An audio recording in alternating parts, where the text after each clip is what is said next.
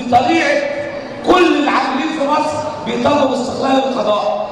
الرسم هيتم وفي نفس اللحظه التضامن، وبحيي وجود اخواننا واشقائنا ورفاقنا بكل بقاع الدنيا اللي جايين يتضامنوا مع الثوره المصريه ومع النقابات المستقله. موافقين؟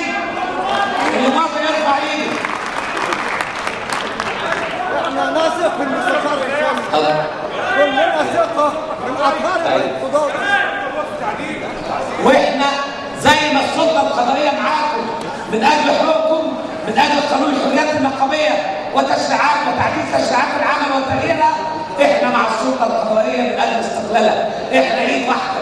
فرقونا في الماضي، فرقونا قوى مختلفه وطبقات مختلفه بعضها مع بعض. احنا في اللي جاي في مصر الجديده احنا كلنا ايه؟ ايد واحده. ايد واحده. ايد واحده. ايد واحده.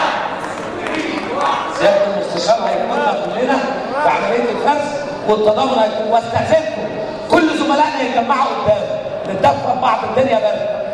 وزائد بعد اذنكم زملائي في النقابات المستقله يخلوا المقاعد الاماميه للساده الضيوف.